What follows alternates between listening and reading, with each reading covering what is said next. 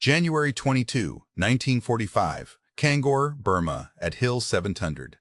Lieutenant Colonel Simon Trevor clutched his M1 Garand rifle as he scanned the jungle canopy in the early morning light. Beside him, 24 soldiers were positioned on the northern slope, all of them armed with identical American semi-automatic rifles that had joined their unit 2 years prior after North Africa operations. Though unaware at the time, Trevor and his small detachment would soon face an overwhelming force 300 Japanese soldiers, in a desperate assault with odds stacked against them by more than 12 to 1. Yet they all firmly believed in the firepower superiority of their American rifles, which would be crucial for their survival. The crisp sound of a bolt being pulled back resonated through the morning fog. It was not the typical noise made by the British Lee-Enfield rifle, widely used among British infantrymen during World War II. Instead, it signified something different, a smoother and faster action characteristic of the M1 Garand. In capable hands, an M1 Garand could discharge up to 24 rounds per minute. By comparison, a Lee-Enfield bolt-action rifle reached a peak rate of fire of approximately 15 rounds in ideal circumstances. The numbers spoke for themselves. One American soldier with an M1 Garand equaled the sustained firepower of roughly 1.6 British soldiers equipped with Lee-Enfields.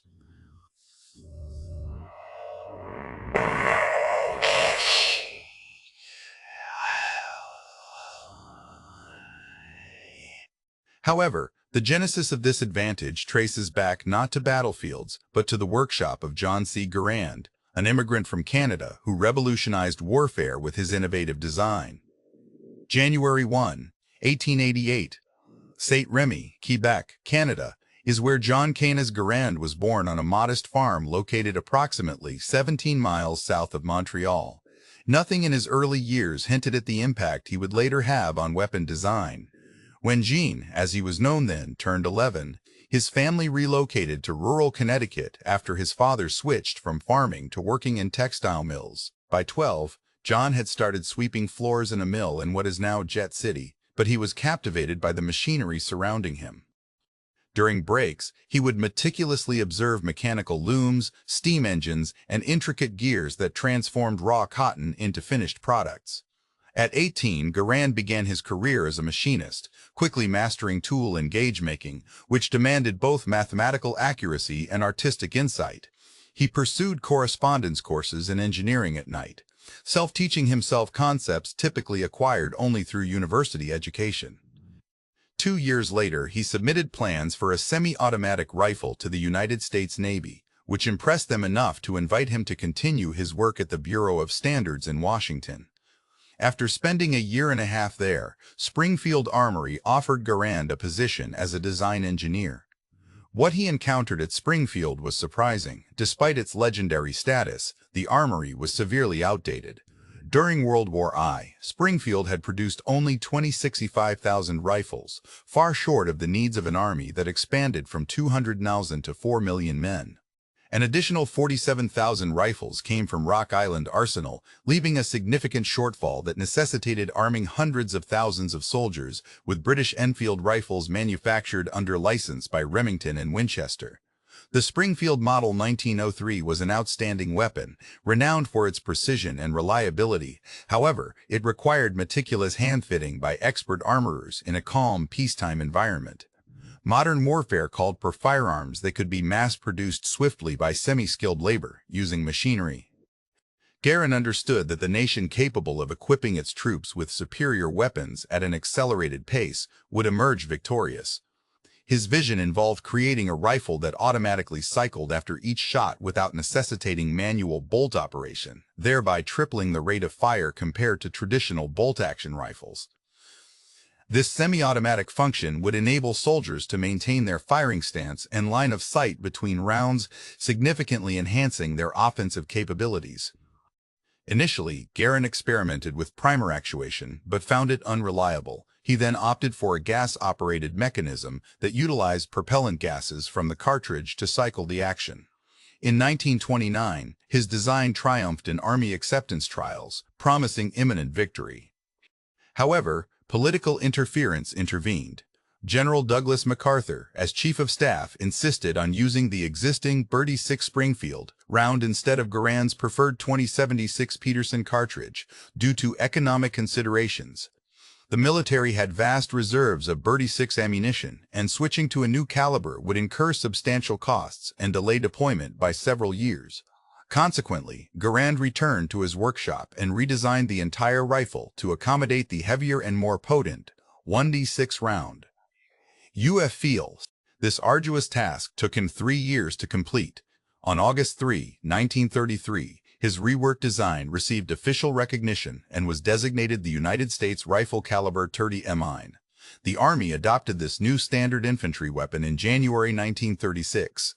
On July 2, 1936, the first production M1 Garand underwent successful proof firing, function testing, and accuracy tests.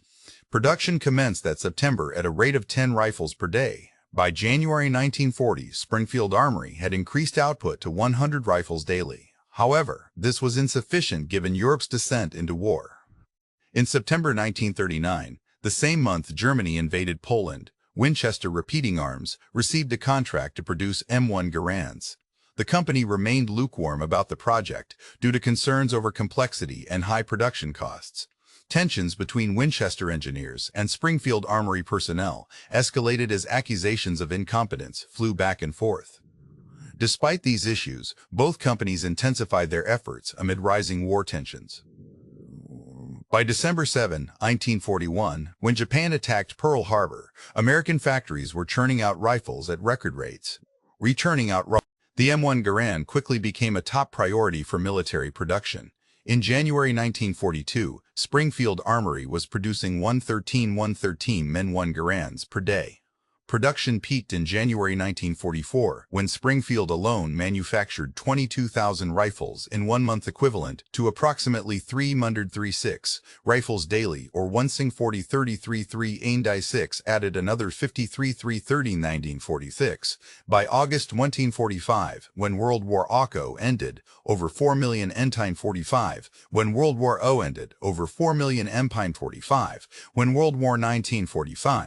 The United States was unique in fielding a semi-automatic rifle as standard infantry equipment. Every other major power relied mainly on bolt-action designs for their armies. The strategic consequences of this distinction are immense. A marksman using a bolt-action rifle must complete several actions between each shot, pulling the bolt up and back to eject the empty cartridge, pushing it forward to load a fresh round into the chamber, pressing down on the handle to lock it in place, raising the weapon to its firing position, realigning with the target, aiming, and finally firing. This process typically takes 4 to 6 seconds for a seasoned soldier, extending even longer during combat conditions. In contrast, the M1 Garand simplified this sequence dramatically. By pulling the trigger, the rifle automatically performs all subsequent actions. Gas pressure operates the mechanism, causing the bolt to open and eject the spent cartridge, chambering a new round, locking the bolt in place, and completing these tasks within 1/5 of a second. The shooter maintains a consistent grip throughout this cycle without having to reposition their hands. He never falters, maintaining his focus and pulling the trigger once more. While the rate of fire might not have been immediately apparent, its advantage became clear when firing multiple shots. A single shot from a Garand took as long to discharge as one from a bolt-action rifle, but the disparity grew evident with rapid fire sequences. An M1 Garand could deliver 8 precise rounds in 20 seconds, whereas a Lee-Enfield required between 48 and 50 seconds for the same number of shots. A German Kar 98K needed nearly an entire minute to match this performance. On the chaotic battlefield, these differences translated into significant tactical superiority. American infantry could pour 3 times as many rounds onto enemy positions during firefights, effectively suppressing opposition forces and breaking up counterattacks before they gained traction. However, the M1 Garand was not without drawbacks. The 8-round clip design faced criticism from its inception, as it did not allow for easy reloading mid-clip like bolt-action rifles permitted. Soldiers had to either exhaust all rounds or manually discard a partially used magazine, potentially wasting ammunition. The distinctive metallic sound of an empty clip being ejected became famous, although whether this noise could be heard by enemy combatants remains uncertain. Additionally, the M1 Garand was heavier than most bolt-action rifles. When fully equipped with a sling and bayonet, an M1 Garand tipped the scales at around 11 pounds, while the British Lee-Enfield came in at about 8 to 47 pounds. During a 20-meter march, this difference of roughly 230 pounds was noticeable.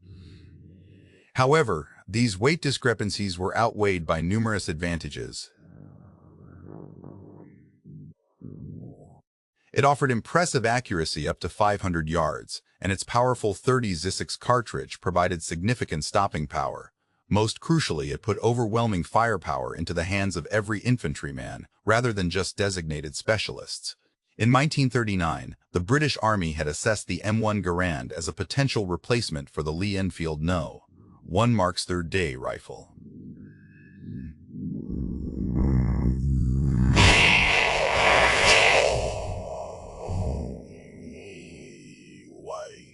The official justification given was that Britain's manufacturing resources were fully committed to current designs, and switching would result in delays they could ill afford as a German invasion loomed on the horizon. There were also other unspoken factors at play. In 1943, the cost of an M1 Garand was approximately $85, which is equivalent to around $1,400 today, which is equivalent to around $140s today. This expense seemed prohibitive.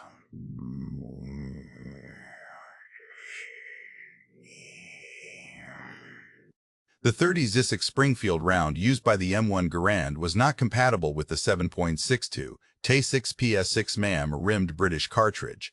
Adopting the Garand would have necessitated either producing new ammunition or redesigning the rifle itself, both of which presented significant cost challenges. The British Army continued to rely on the Lee-Enfield rifle, which stood out as a prime example of bolt-action design excellence. This weapon boasted a magazine capacity of 10 rounds, whereas most other bolt-actions held only 5. The Lee-Enfield could also be rapidly loaded using 5-round stripper clips. Perhaps its greatest asset was its exceptionally smooth and swift bolt-action mechanism. The secret to this efficiency lay in the unique rear-locking lugs and short bolt-throw design, which differed from the Muson-style front-locking system that required a longer handle movement and momentarily disrupted aim. Consequently, skilled marksmen could operate the Lee-Enfield without lifting it from their shoulders. According to British Army regulations, soldiers were required to demonstrate proficiency in the mad-minute drill, where they had to fire at a target placed 300 yards away within 1 minute. The target was a 4-foot square with a 12-inch silhouette in the center. Soldiers started with 1 round chambered and 4 rounds loaded in the magazine. They were expected to reload from ammunition pouches during this drill, rather than using pre-arranged magazines. While, to pass, they needed at least 15 hits on target. Achieving 15 aimed shots within a minute was considered decent performance, but many soldiers surpassed this threshold with ease. Competent riflemen typically managed between 20 and 30 hits, while the best performers could exceed 35. Sergeant Major Jesse Wallingford set an officially recorded benchmark of 36 hits in 1908, and around 1919, Sergeant Instructor Frank Snoopsel reportedly achieved 38 hits, though this claim remains unverified. Such feats demanded rigorous training, meticulous ammunition management, and unwavering discipline under pressure. By 1919, the British Army was arguably one of the most professional forces in existence, comprising long-serving volunteers who dedicated countless hours to honing their marksmanship skills. During the Battle of Mons in August 1914, German soldiers mistakenly believed they were facing machine gun fire when, in reality, they encountered British riflemen armed with Lee-Enfields. Despite their remarkable feats with the world's fastest bolt-action rifle, these performances barely equaled what an ordinary American soldier could accomplish using an M1 Garand. The official rate of fire for this weapon was set at 24 rounds per minute, but soldiers often surpassed this mark. A trained marksman could achieve between 40 and 50 accurate shots per minute within a range of less than 300 yards. This mathematical disparity revealed an unsettling reality. 3 British riflemen armed with Lee-Enfields, each firing 15 aimed rounds per minute, collectively discharged 45 rounds in the same time frame.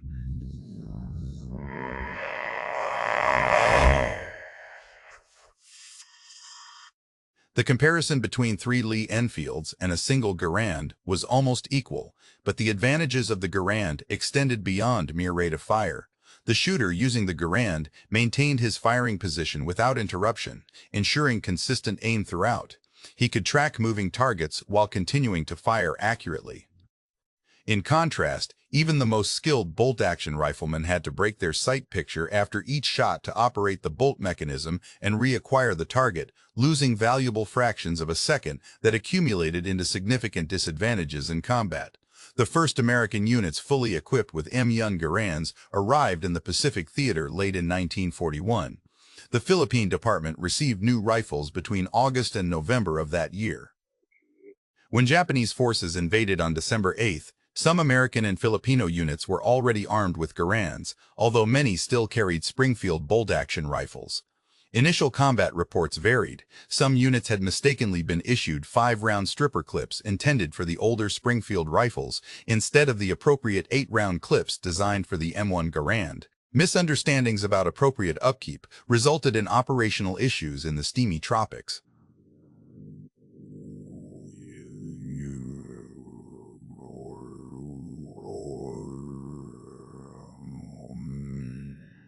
Issues in the steamy tropics.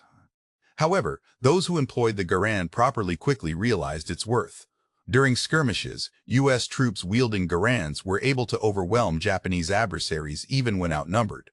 The overwhelming volume of fire made advancing across open terrain nearly impossible for the enemy. With bolt-action Arisaka rifles, Japanese soldiers frequently found themselves at a disadvantage. As production increased throughout 1942 and 1943, more units received Garands. By 1944, virtually all American infantry divisions were equipped with M1 rifles as standard issue. The weapon saw action in every theater of war, demonstrating its effectiveness from the Pacific's dense jungles to Europe's harsh winters and North Africa's arid deserts. German military intelligence also took note. Documents captured in 1943 revealed that Wehrmacht units were specifically warned about American firepower superiority. German soldiers reported that American infantry squads could produce more rifle fire than equivalent German units despite having fewer automatic weapons. The Garand's semi-automatic design provided every American rifleman with capabilities typically reserved for specialists within German forces, who used the rare G8000 man-a-day Automantine 42. Allied forces launched Operation Torch in North Africa, including American and British troops. Among these were British commandos specially trained to operate alongside U.S. forces.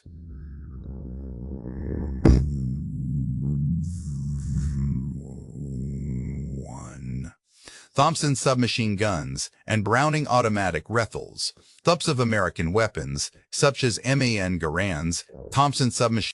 These units continued to use these weapons throughout the war, preferring them over standard British infantry arms, due to their superior firepower and reliability in combat.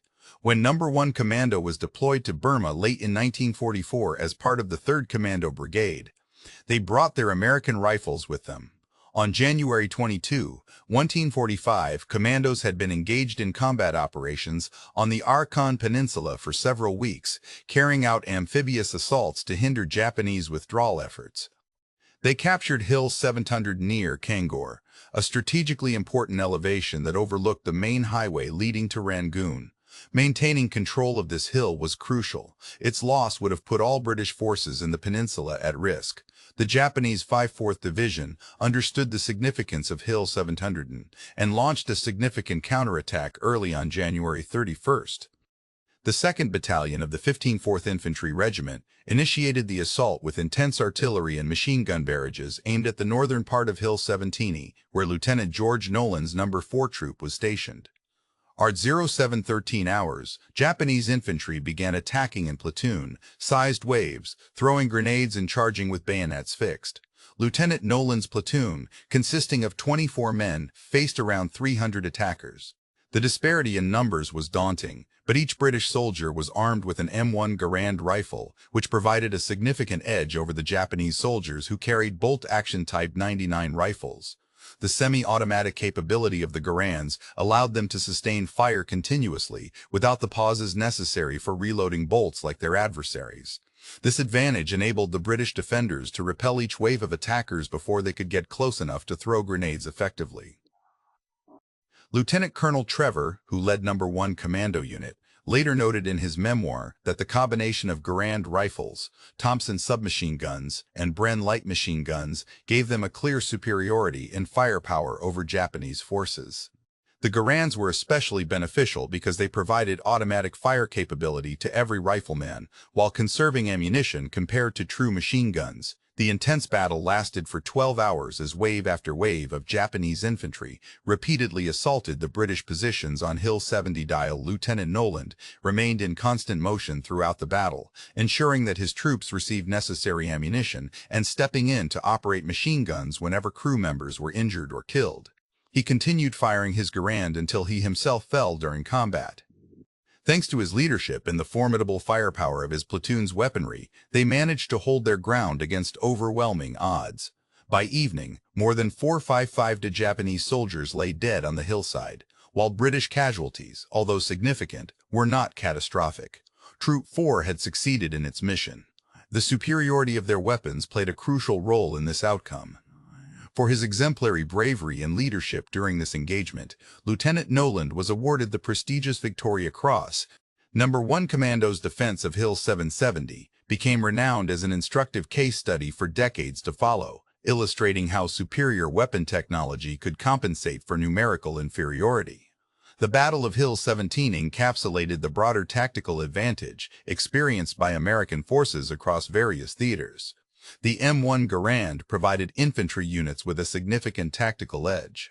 It allowed them to win engagements through sheer volume of fire, disrupt enemy advances before they gained momentum, and hold defensive positions against numerically superior adversaries. General George Patton, known for his critical nature and reluctance to offer praise, wrote to the Ordnance Department on January 26, 1945, stating that in his opinion, the M1 rifle was the greatest battle implement ever devised.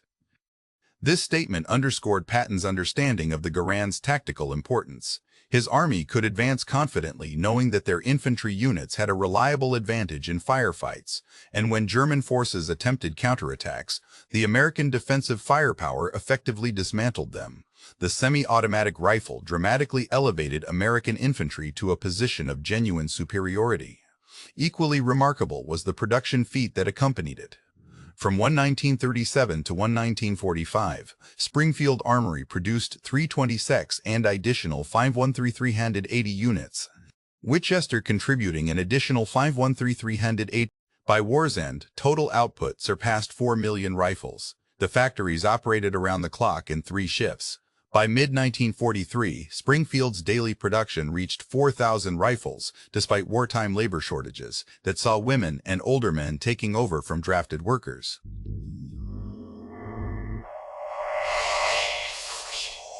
Quality control was stringent, requiring each rifle to achieve a group of 4 inches at Tenton's testing. The logistics involved in supplying 4 million rifles are staggering. Each Garand comprised 54 major components and hundreds of smaller parts, all needing precise manufacturing tolerances. Barrels were meticulously inspected for straightness and bore dimensions. Gas systems underwent pressure tests to ensure reliability. Receivers were rigorously tested to prevent cracks from prolonged use.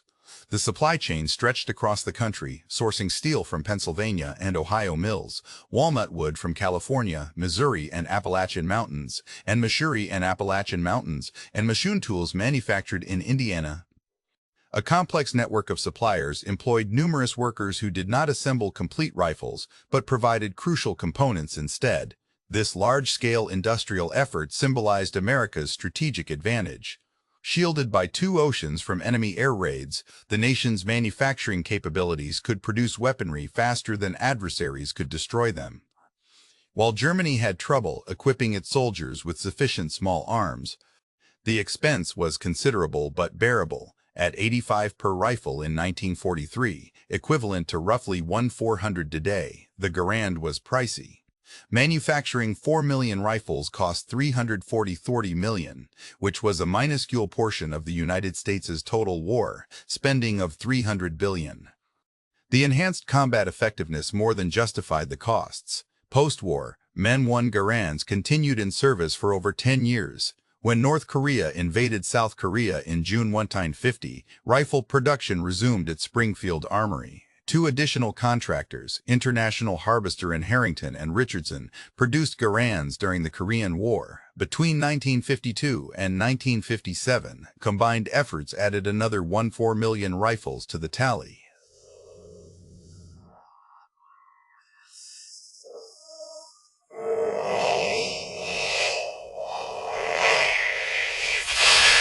Chinese troops frequently used PPS submachine guns, capable of high rates of fire at close quarters.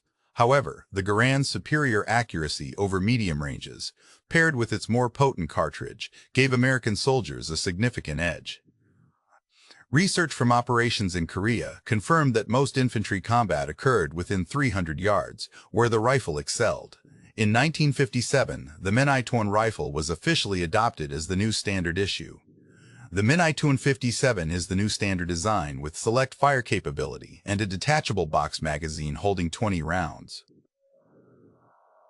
Production began in 1959 and the rifle gradually replaced the M1 Garand by the early 1960s. By 1965, the M1 had been completely phased out of active service. The M1 retained the basic gas operating system and rotating bolt designed by John Garand. Even after the M1 14 replaced it in the 1960s, the foundational principles established by Garand continued to influence American military firearms. The international adoption of the M1 Garand served as a testament to its effectiveness, with more than 36 countries acquiring or receiving surplus rifles from the United States. Nations such as South Korea, West Germany, Italy, Japan, Denmark, Greece, Turkey, Iran, and others armed their forces with these weapons during the 1950s and 1960s, some of which remained in service well into the 1980s. This longevity underscored the rifle's durability and efficient design. British troops who used the Garand in combat often expressed a preference for it over the Lee-Enfield. Commandos who carried American rifles during campaigns in North Africa and Burma continued to use them long after World War II ended. At reunions, veterans frequently spoke about how the firepower of the M1 Garand had saved lives and provided them with confidence on the battlefield that bolt-action rifles could not match. The contrast between the M1 Garand and the Lee-Enfield highlights significant differences in military philosophies. John Garand's innovative approach reflected a shift towards mechanization in warfare, letting machines handle tasks previously done manually by soldiers. The semi-automatic mechanism shifted the burden of cycling the rifle from the soldier to the firearm itself. This fundamental distinction permeated America's overall military strategy, diverging from the European emphasis on training and tradition. While other nations focused on enhancing individual soldier effectiveness through superior skills, the United States prioritized technological superiority and industrial might. The M1 Garand was a prime example of this philosophy. A moderately trained American soldier equipped with an M1 could outperform a highly skilled marksman using a bolt-action rifle. The semi-automatic nature of the Garand negated disparities in skill levels. This does not diminish the renowned marksmanship skills of British soldiers during World War II, but technical advantages prevailed over individual proficiency. The mechanics and physics favored the rapid-fire capability of the semi-automatic design, so distinctions based on skill became less significant. A straightforward calculation revealed the disparity. 3 riflemen using Lee-Enfields could fire 45 rounds in 1 minute at their maximum rate, while a single American rifleman with an M1 Garand managed to deliver 40 rounds even when firing below its peak capacity. Moreover, this comparison underestimates the efficiency of the M1. 3 British soldiers occupied 3 separate positions and presented multiple targets to enemy fire. They also required more resources such as food, water, ammunition, and supplies compared to a single American rifleman who achieved similar output using 1/3 the personnel resources. Strategically, an American infantry squad, armed with 11 M1 Garands and 1 Browning automatic rifle, could generate greater sustained firepower than a British infantry section, equipped with 9 Lee-Enfields and 1 Bren gun. The Americans had 2 additional soldiers, yet their firepower superiority overshadowed what these extra bolt-action riflemen could provide. This significantly influenced squad tactics. American strategy heavily relied on fire and movement techniques. One group would maintain a constant barrage against the enemy while another moved to outflank them. The Garand rifle facilitated this approach by allowing sustained firing without frequent reloading pauses. As a result, the suppressed adversary couldn't effectively counterattack as American troops maneuvered. In contrast, British forces with bolt-action rifles needed more precise coordination. Soldiers had to carefully time their reloads to ensure continuous fire coverage. While training improved these skills, inherent limitations persisted. Unavoidable interruptions in firing occurred whenever multiple soldiers simultaneously reloaded. German units faced similar constraints using their Kr-98K bolt-action rifles. Their squad tactics focused on supporting the MG-34 or MG-42 machine gun, with riflemen playing a secondary role to it. This worked well defensively, but hindered offensive operations.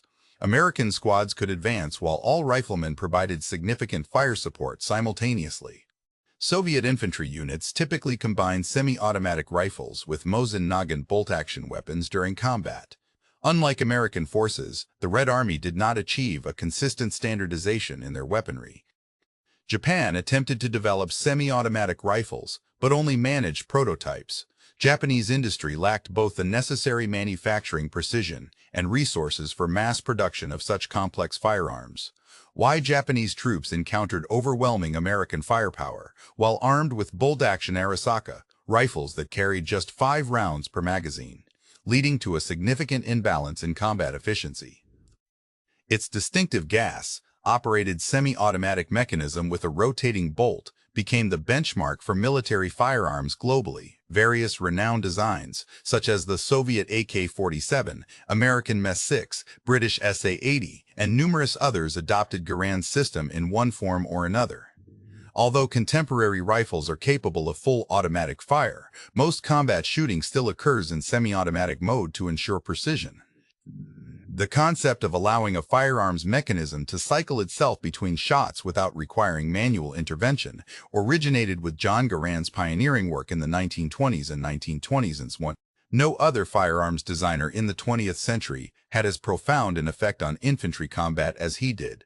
Despite his groundbreaking invention, Garand never received substantial financial benefits for it. He was a civil servant earning $3,000 annually when he developed the rifle and decided not to patent it separately, thereby enabling the government to own the design entirely.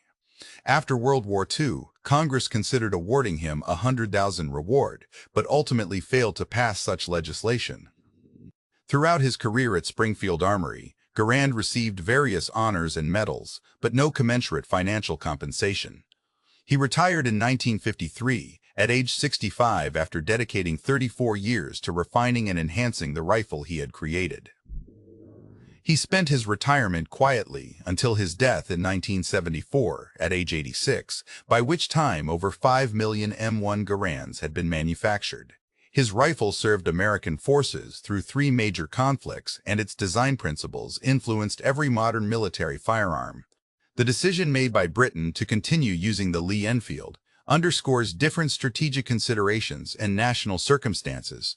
In 1940, Britain was confronted with an immediate and severe existential threat from Germany, which posed a genuine risk of invasion. Every aspect of the nation's economy had to be mobilized instantly for survival.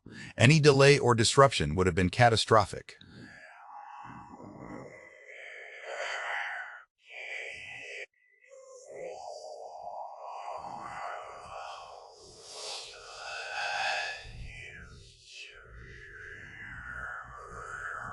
Moreover, Britain's global commitments were far more extensive than those of America, as its empire covered nearly 1/4 of the world's land area.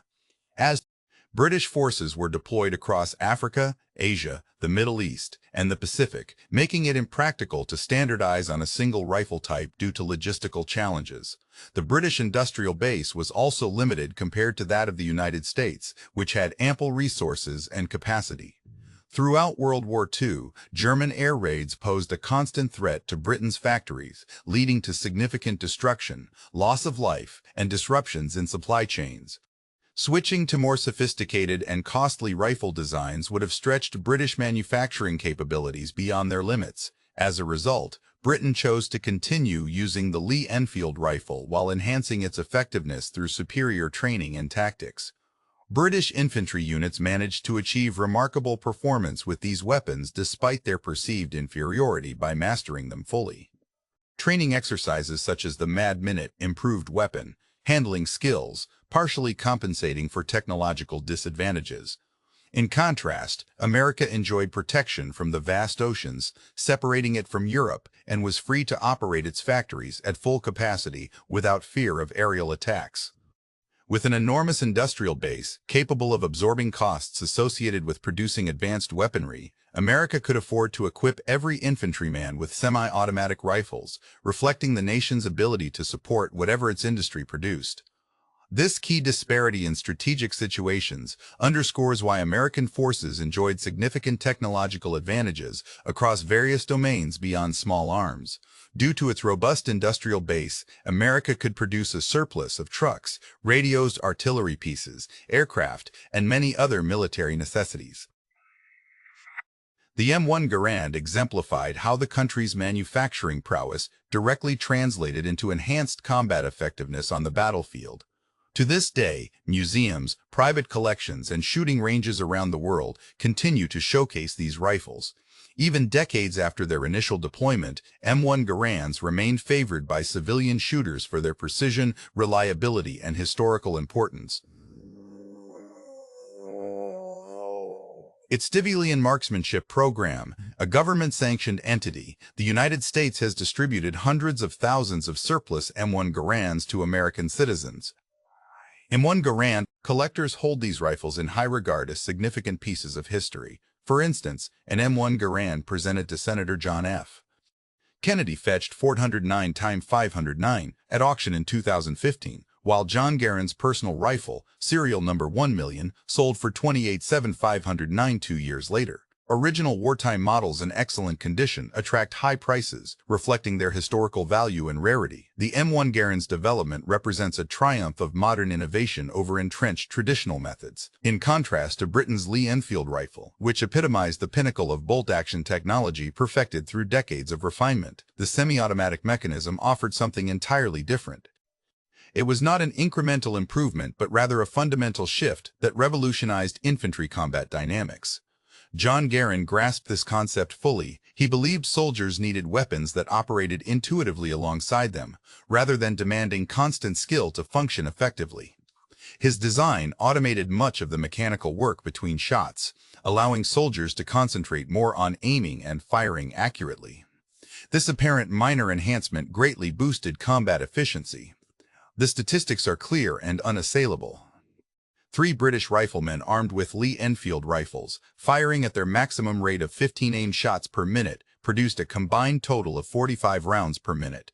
In contrast, 1 American rifleman using an M1 Garand could fire up to 24 aimed rounds per minute, based on a conservative estimate.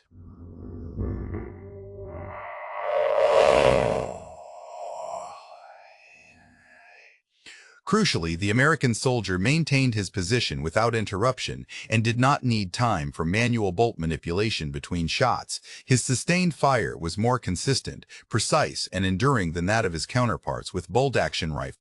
In practical scenarios, an American infantryman equipped with an M1 Garand effectively equaled 2 soldiers armed with Lee-Enfield rifles.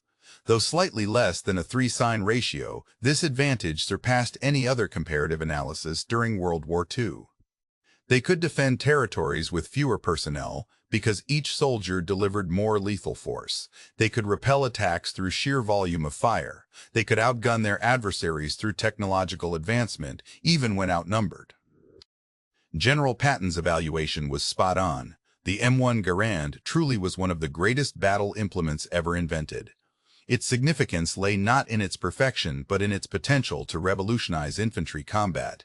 It showcased that technology can amplify effectiveness more profoundly than extensive training alone. It illustrated that innovation outperforms refinement, proving once again that future success belongs to those who devise new solutions rather than perfecting existing ones. The British Lee-Enfield maintained its status as an outstanding firearm throughout its operational history. This rifle saw extensive use by British troops during World War II, the Korean War, and well into the 1950s, offered reliability, precision, and speed for a bolt-action weapon. However, it remained fundamentally a manually operated design. No level of training could bridge the gap between manual bolt operation and automatic cycling. In contrast, the American M1 Garand signaled the future direction of infantry weaponry. Its semi-automatic function became the standard, and within 2 decades, fully automatic rifles would dominate.